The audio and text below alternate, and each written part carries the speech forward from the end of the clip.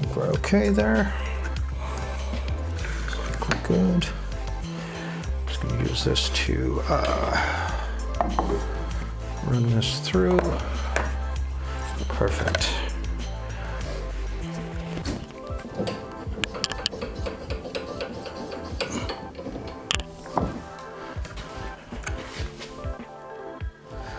Okay. I am going to use dust collection for this, so it's going to be a little noisy.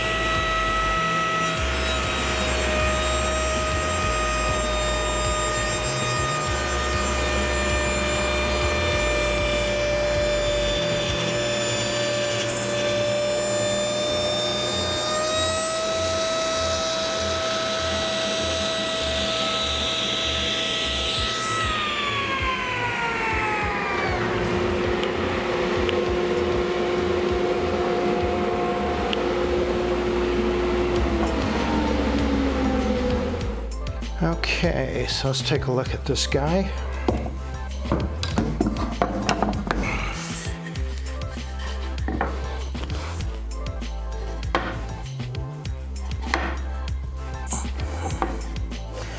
All right, that looks pretty good to me. Okay, so I just got this gripper here, and still kind of figuring out the best way to use it.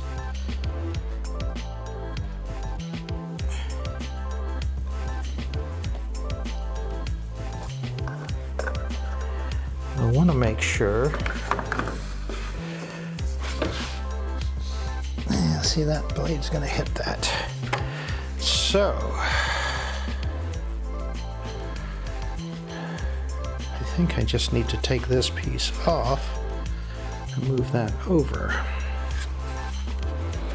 Let's give that a shot.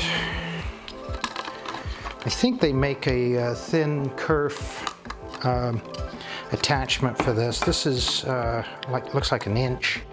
Oh, you know what? I've got this one, this 1/4 inch one on the other side. Now, I bet you I just need to switch them around. Put the other one on there, but I think this 1/2 inch here will be fine. And I just need to move this over to there.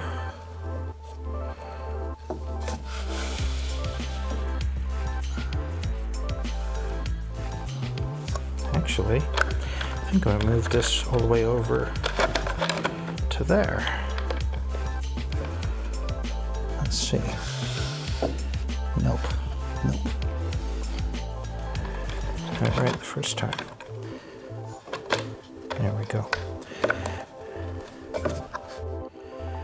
Okay, I think that's good. It keeps pressure on that. I can keep it up against the fence.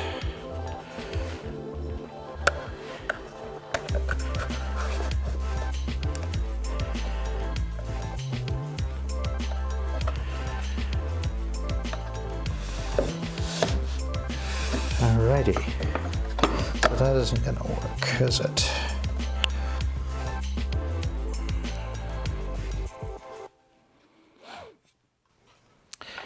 Well, you're seeing live me trying to figure out how to use this. I think I said it already, but I just actually got this last week, and this is my first time using it. So far,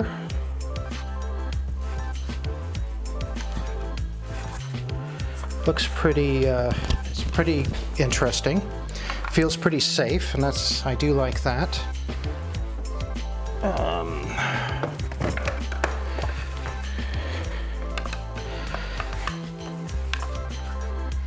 It looks like when I put it together, I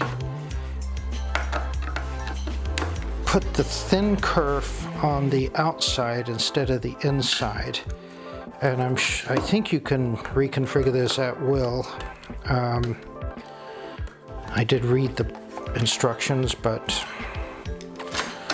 you know how that goes.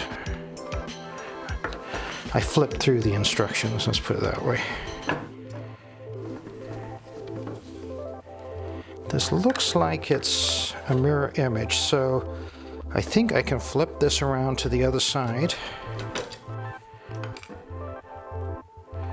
without too much trouble. So let's see here. Oh yeah, these are good here.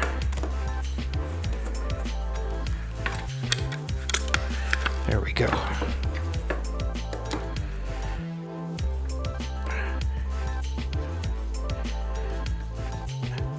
So in all the videos I've watched online where people are using these grippers, you never actually see them set them up. They're just using them. So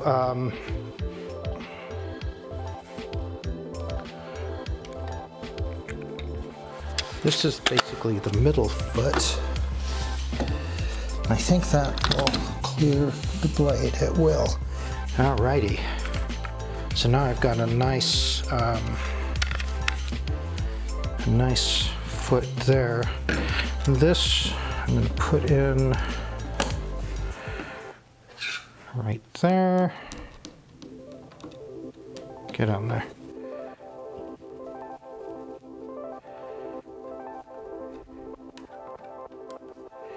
So it comes with all these attachments and pieces that are different widths, different sizes. I probably could have used this bigger one here instead of the one I did use. This one is adjustable, so I'm going to put this one in and use this to adjust to keep it stable with that width of that, or the depth of that piece. So I think what I've got here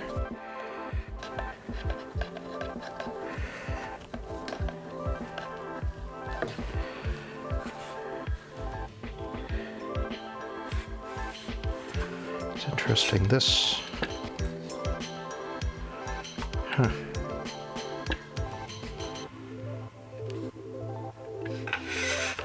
well, I'm going to leave that off for right now. Yeah, I think that's good. The other option is I could have put this on there, I think, and used the base here to butt up against my piece of wood, and it's got a little hook on it, so I think that actually can go up against here and hook it. However, that's the part I'm cutting off, and I don't want to cut this, so I think this is it. I think if I run my blade down, I think this is going to give me my stability and ability to hold it up against the fence. I really kind of like this. Oh, there we go. There we go. Need to tighten this down. So you can angle this handle so that you're basically pushing against the fence. That's cool. So there we go. I've got a foot that's giving me stability. I've got a gripper on the piece of lumber I'm cutting. It's that side of the blade. I can run this whole thing through. So hopefully I'll get a nice square cut. Okay, let's get this out of the way and get the dust collection going.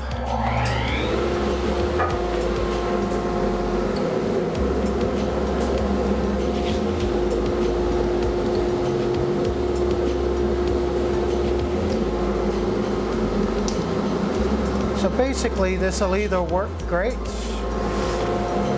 or it won't, and we'll see.